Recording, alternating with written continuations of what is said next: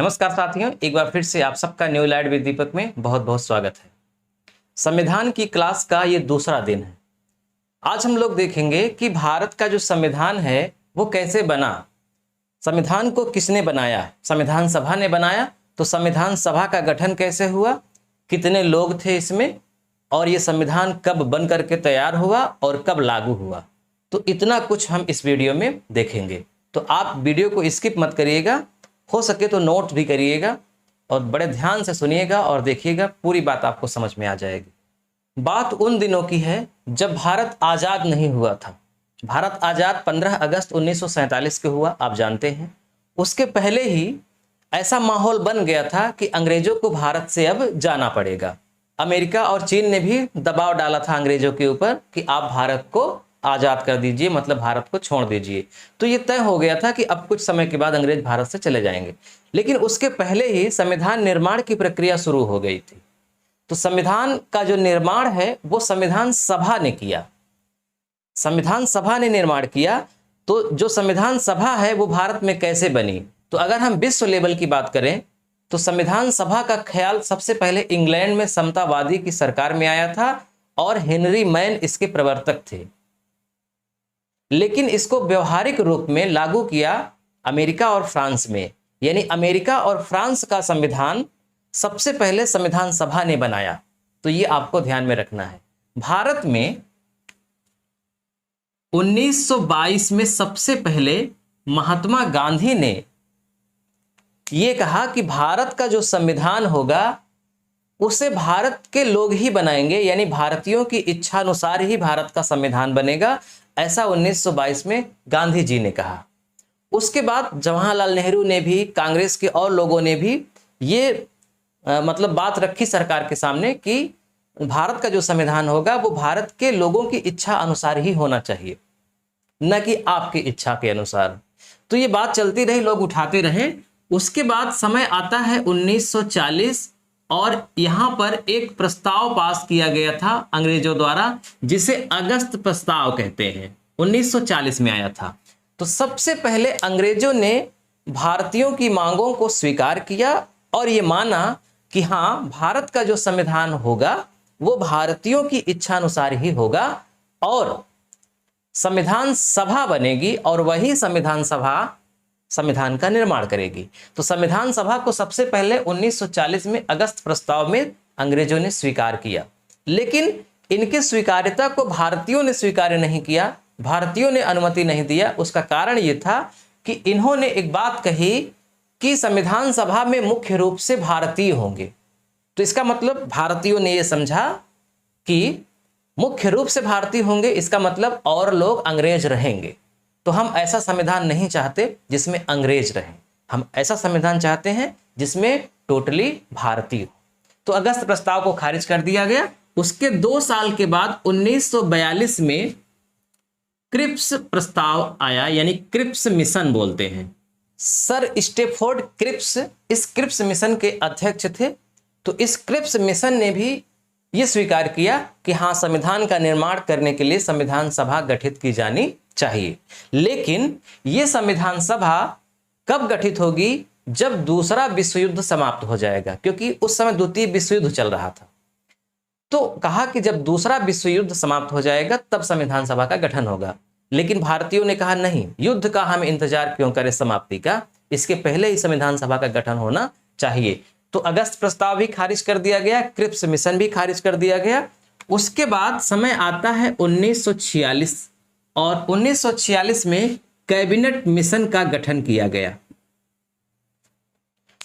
और इस cabinet mission ने भारतीयों की हर बात को मान लिया और इसने कहा कि हाँ, संविधान सभा का तत्काल गठन होगा। तो अगर आपसे ये पूछा जाए कि संविधान सभा का गठन किसके आधार पर किया गया, तो संविधान सभा का गठन कैबिनेट मिशन के आधार पर किया गया। यानी कि कैबिनेट मिशन ने जिस प्रकार से कहा कि संविधान का गठन हो, संविधान सभा के लोग किस तरह से निर्वाचित हों, कितने लोग निर्वाचित हों, जितनी बातें कैबिनेट मिशन ने बताई उसकी बातों को माना गया और उसी की बातों के आधार पर संविधान सभा का गठन हुआ। तो अब हम थोड़ा सा समझते हैं कि कैबिनेट मिशन क्या है। देखिए, जब 1942 में क्रिप्स मिशन आया था उस समय अंग्रेजों भारत छोड़ो का आंदोलन चल रहा था और उस समय इंग्लैंड के प्रधानमंत्री थे विंस्टन चर्चिल। बहुत बार परीक्षाओं में पूछा गया है कि भारत छोड़ो आंदोलन के समय इंग्लैंड के प्रधानमंत्री कौन थे? Winston Churchill. लेकिन जब दूसरा विश्व युद्ध समाप्त हुआ उसके बाद वहां सरकार चेंज हो गई और वहां लेबर पार्टी की सरकार बनी और उदारवादी सरकार थी ये, और उसके नए प्रधानमंत्री बने क्लीमेंट एटली। तो क्लीमेंट एटली ने एक कैबिनेट अपने यहाँ गठन किया, कैबिनेट का। आप जानते हैं कैबिनेट मंत्रालय होता है, तो कैबिनेट में मंत्री होते हैं। तो उसी कैबिनेट के 3 मंत्रियों को भारत भेजा गया और उन्हीं 3 मंत्रियों के समूह को कैबिनेट मिशन कहा गया और इसमें 3 थे। लॉर्ड पैथिक लॉरेंस इस मिशन के अध्यक्ष थे, ध्यान रखिएगा। स्टेफोर्ड क्रिप्स थे जो क्रिप्स मिशन के अध्यक्ष थे, वो यहाँ भी थे, और एबी अलेक्जेंडर। तो ये 3 लोग थे कैबिनेट मिशन में और इन 3 लोगों ने पूरा बाकायदा प्लान तैयार किया कि संविधान सभा का गठन कैसे होगा। कैबिनेट मिशन ने बताया कि प्रत्येक 10 लाख की आबादी पर एक संविधान सभा के व्यक्ति का चुनाव होना चाहिए। तो प्रति 10 लाख की आबादी पर एक व्यक्ति। और दूसरी बात बताई कि प्रांतीय विधानसभाओं के सदस्य चुनेंगे, यानी कि जो विधानसभा के सदस्य हैं वो वोटिंग करके संविधान सभा के सदस्यों का चुनाव करेंगे, यानी कि संविधान सभा के सदस्यों का चुनाव अप्रत्यक्ष होगा और प्रत्येक 10 लाख की जनसंख्या पर होगा।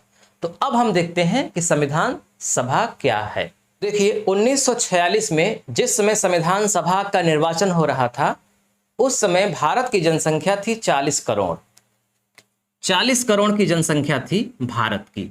जैसे आज की जनसंख्या कितनी है? लगभग 135-40 करोड़ के आसपास। उसी तरह वहां उस समय 40 करोड़ थी। तो 40 करोड़ के आधार पर संविधान सभा में कितने सदस्य होंगे इसका निर्धारण किया गया और वो संख्या निकल के आई थी 389। अब इन 389 में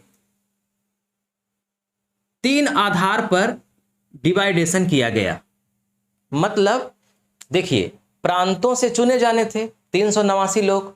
जैसे आज का भारत है तो इस आज के भारत में 2 प्रकार के राज्य हैं भारत में। एक मुख्य राज्य है जैसे उत्तर प्रदेश, बिहार, पश्चिम बंगाल, आप जानते हैं, और एक प्रकार के वे राज्य हैं जो केंद्र शासित हैं, यानी कि जहां का शासन केंद्र द्वारा होता है। तो 2 प्रकार के आज राज्य हैं। तो उस समय मुख्य रूप से 3 प्रकार के राज्य थे, और भी प्रकार थे लेकिन मुख्य रूप से 3 प्रकार थे। तो उन्हीं तीनों प्रकारों को यहां पर देखा गया।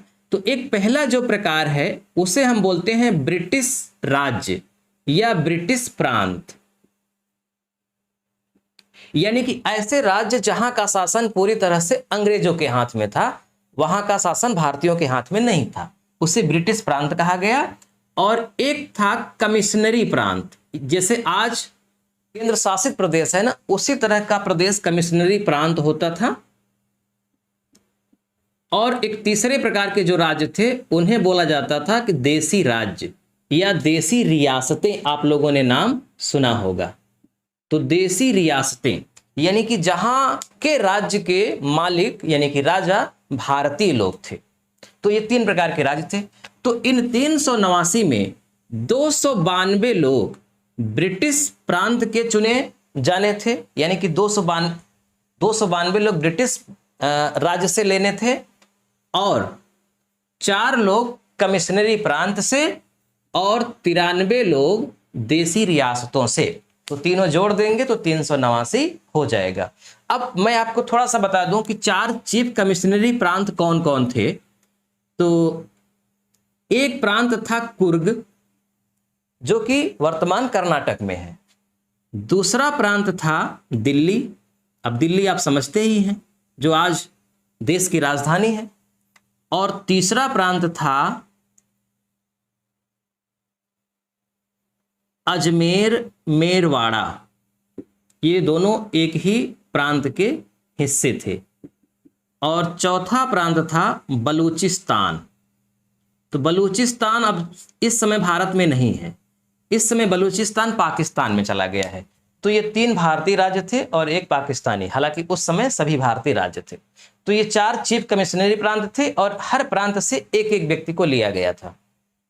देसी रियासतों की संख्या 550 से ज्यादा थी, 562 थी शायद। तो उन 562 में अगर एक एक व्यक्ति को लेते तो 562 हो जाते। तो ऐसा नहीं किया गया, क्योंकि कुछ देशी रियासतें बहुत छोटी थी, तो उनमें से कईयों को मिलाकर के एक व्यक्ति को लिया गया, टोटल 93।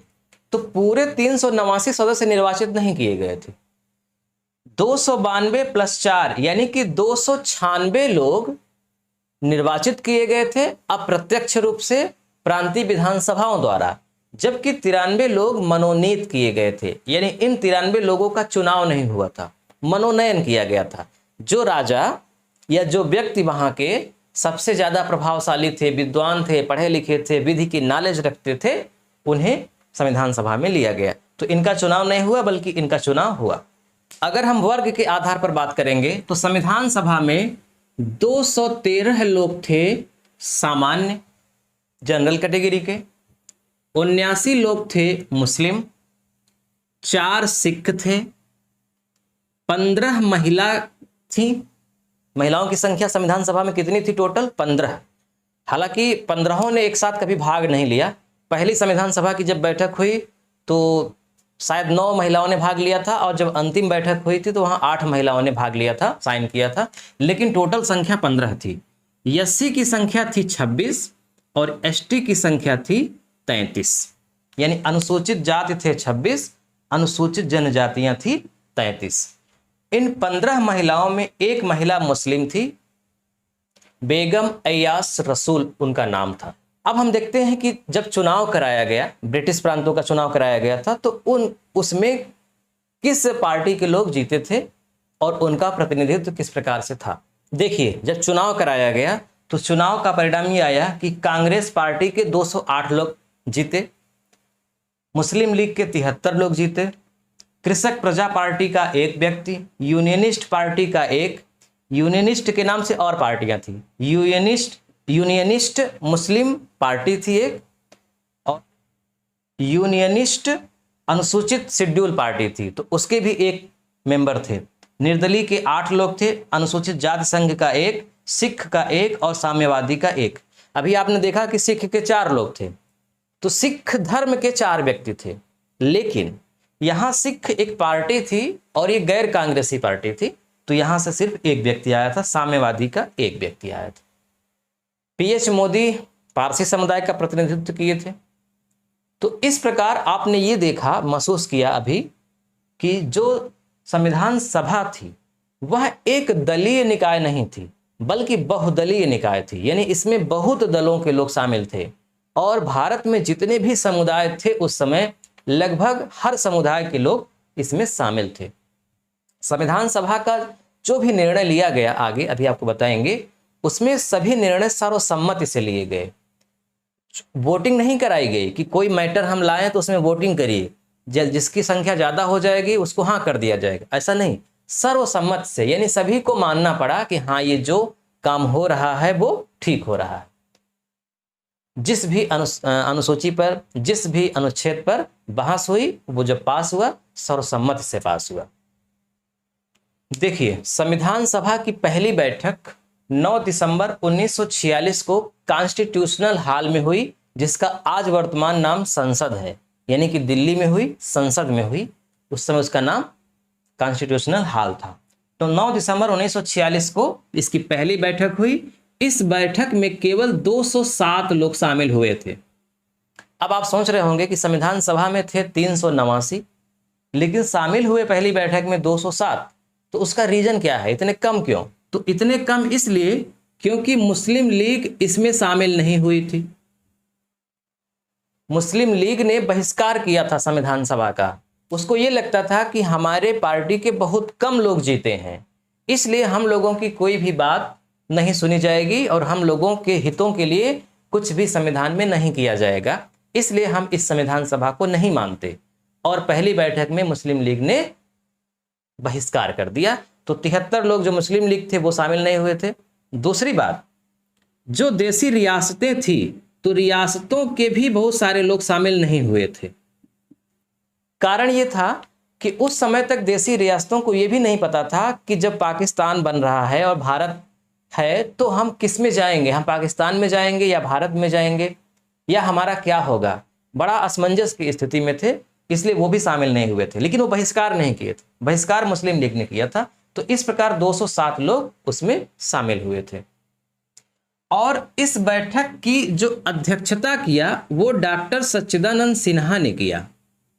ध्यान रहे, डॉक्टर सच्चिदानंद सिन्हा संविधान सभा के अस्थायी अध्यक्ष थे, टेम्परेरी। तो इनको अध्यक्ष क्यों बनाया गया? क्योंकि उस समय संविधान सभा में सबसे बुजुर्ग व्यक्ति थे ये, इसलिए इनके सम्मान के लिए इन्हें अध्यक्ष बनाया गया, अस्थायी अध्यक्ष।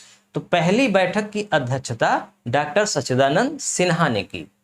उसके बाद 11 दिसंबर को जब बैठक हुई 11 दिसंबर को, तो फिर वहां पे अस्थाई अध्यक्ष को चुना गया और अस्थाई अध्यक्ष के रूप में डॉक्टर राजेंद्र प्रसाद को चुना गया।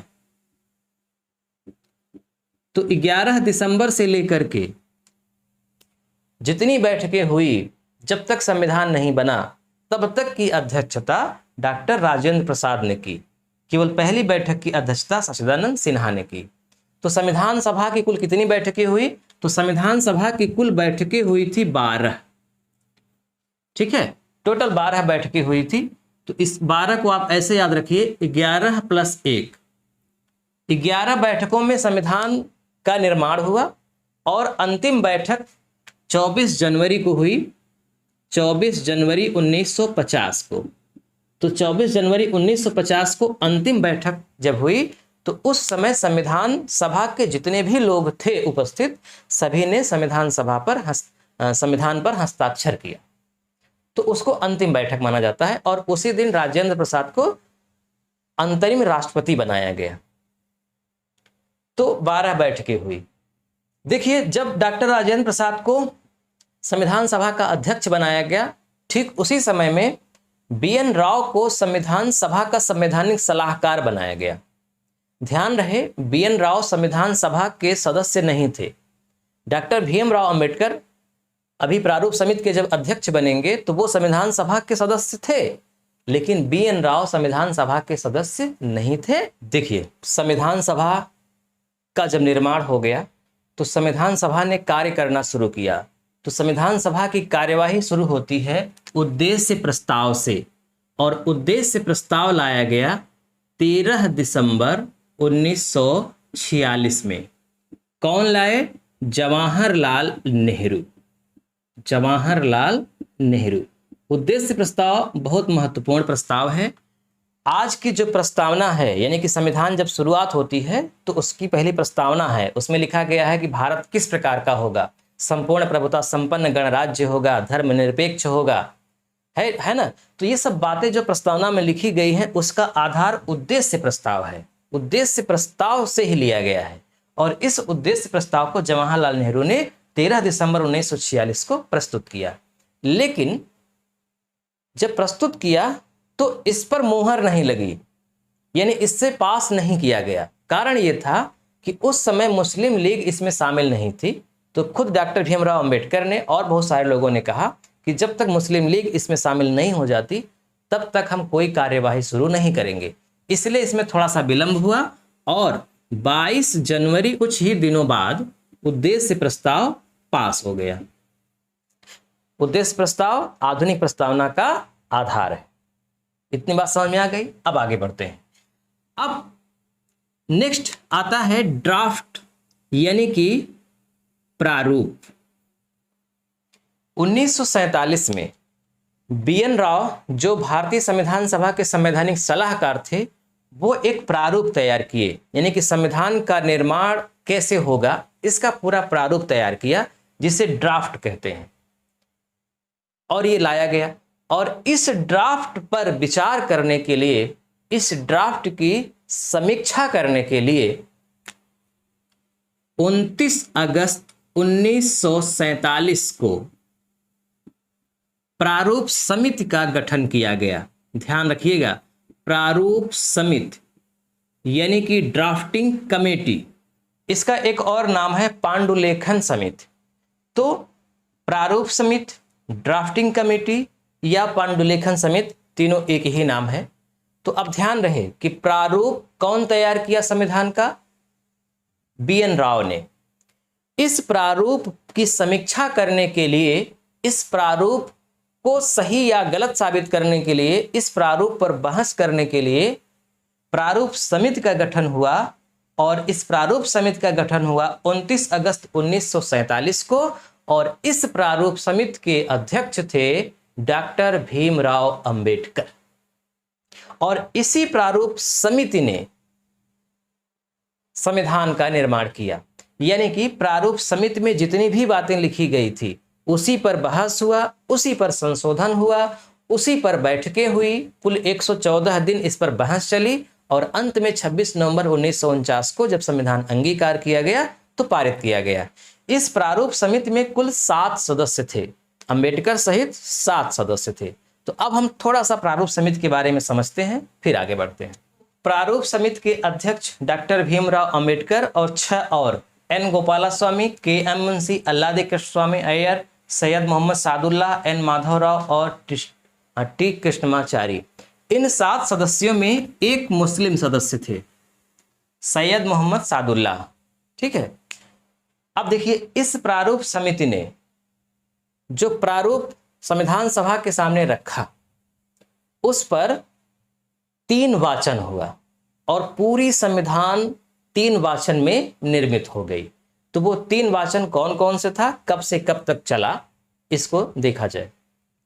प्रारूप समिति पर 3 प्रकार का वाचन हुआ। पहला वाचन शुरू हुआ 14 नवंबर 1948 से 9 नवंबर 1948 तक, बहुत छोटा था।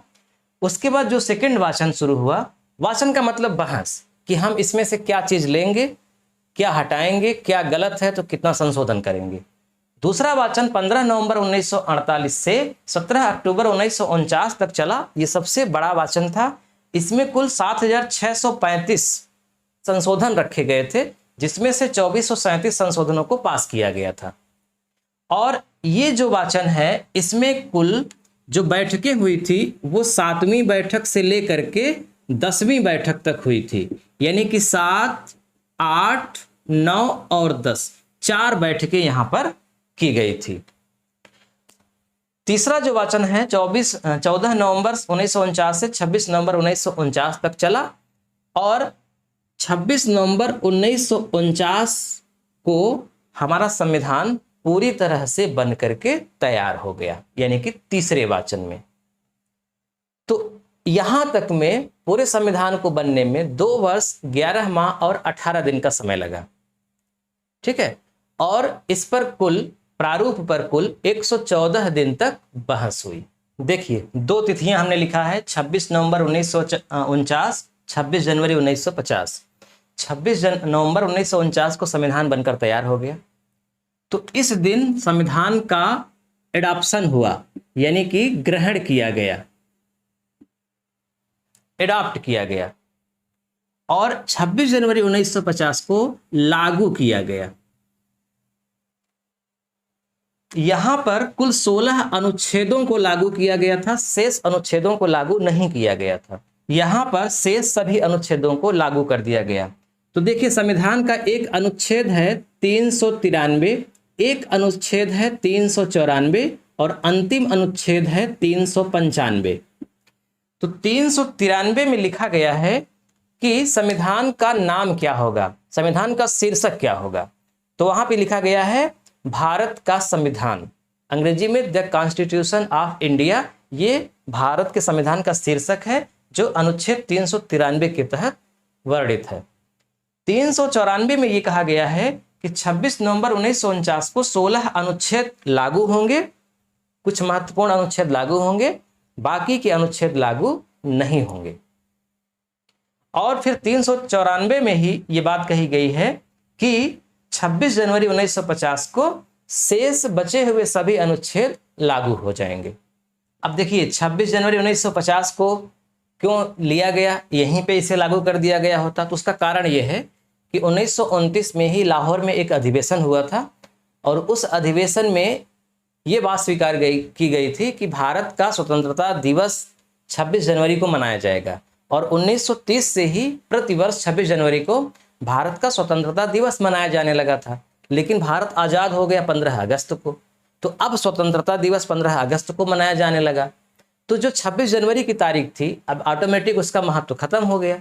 तो उसका महत्व बचा रहे, इसलिए ये कहा गया कि 26 नवंबर तो हो ही गया है, अब केवल दिसंबर और जनवरी की बात है, 2 ही महीने की बात है, रुक जाते हैं और 26 जनवरी को इसे लागू करेंगे तो फिर इसकी महत्ता बढ़ जाएगी इस तिथि की और यह अमर हो जाएगी तिथि। तो इसीलिए 26 जनवरी को चुना गया था, क्योंकि 26 जनवरी से ही भारत का स्वतंत्रता दिवस मनाया जा रहा था। अब देखिए, संविधान सभा की जो अंतिम बैठक है वो हुई 24 जनवरी 1950 को, और 24 जनवरी 1950 को अंतिम बैठक में 284 लोगों ने सिग्नेचर किया। संविधान पर 284 लोगों ने हस्ताक्षर किया। थे कितने कुल? 389, लेकिन हस्ताक्षर के समय 284 लोग ही थे। इन 284 में 8 महिलाएं थी, ठीक है, और सबसे पहला हस्ताक्षर किया पंडित जवाहरलाल नेहरू ने और सबसे अंतिम हस्ताक्षर किया डॉक्टर राजेंद्र प्रसाद ने। तो ये भी बहुत महत्वपूर्ण बात याद रखिएगा।